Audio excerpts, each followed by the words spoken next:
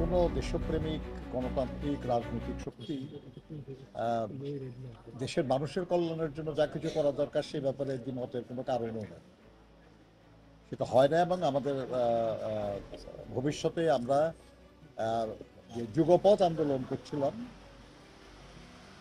আহ, সেই আন্দোলন সবসময়ই সরকার বিরোধী হবে এমন কোনো কথা নাই। যুগপৎ আন্দোলন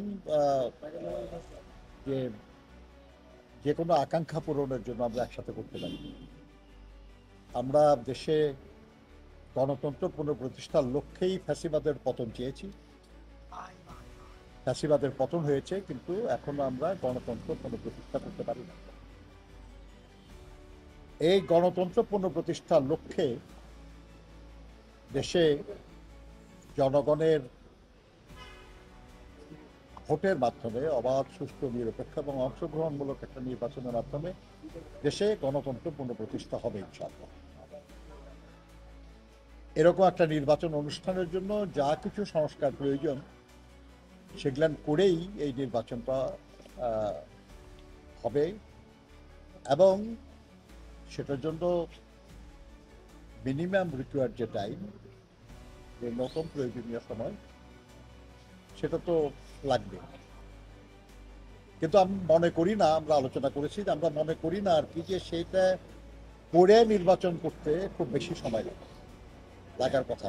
আমরা দলের সম্মানিত মহাসচিব জননেতা জনাব মির্জা ফখরুল ইসলাম আলমগীর সাহেবের আমন্ত্রণে দাওয়াতে আমরা প্রাচীনতম রাজনৈতিক দল জমিয়ত উলামা ইসলাম বাংলাদেশের পক্ষ থেকে 10 জনের একটি প্রতিনিধি দল আমরা সাক্ষাৎ করতে এসেছি।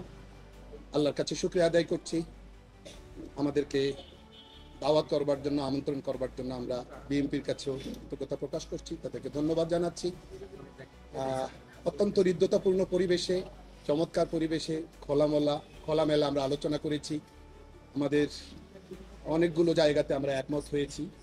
প্রথম যে জায়গাটা আমরা একমত হয়েছি সেটা হলো যে মহান আল্লাহ তাআলার অপার অনুগ্রহে বহু শহীদের শাহাদাতের মধ্য দিয়ে বাংলাদেশ ফ্যাসিবাদ থেকে মুক্ত হলেও পরাজিত ফ্যাসিস্ট এবং তার দোসরদের অবিরত কুটচাল আর ষড়যন্ত্র থেকে, চক্রান্ত থেকে দেশ এখনো পর্যন্ত মুক্ত হয়নি।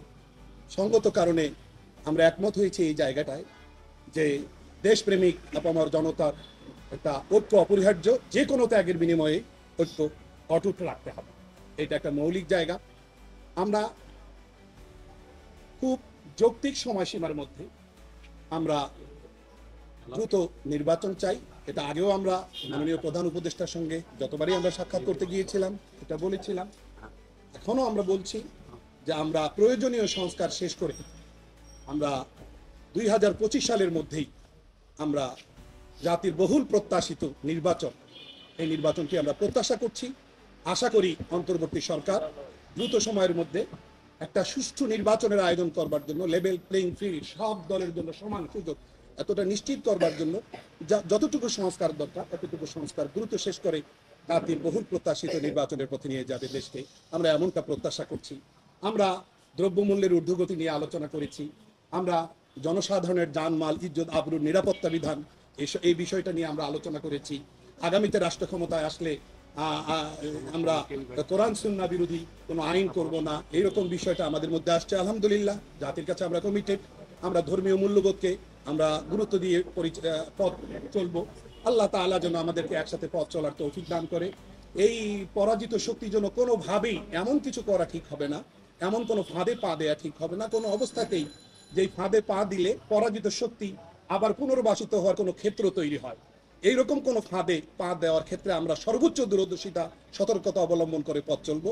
আমরা একসঙ্গে যুগপথভাবে আমরা পথ চলবো। আগে যেভাবে ছিলাম সেই 4 দলীয় জোট থেকেই আমাদের মধ্যে হৃদ্যতাপূর্ণ সম্পর্ক ছিল, তখন থেকেই আমরা পাশাপাশি ছিলাম, এখনো আছে, আগামীতেও থাকবো ইনশাআল্লাহ।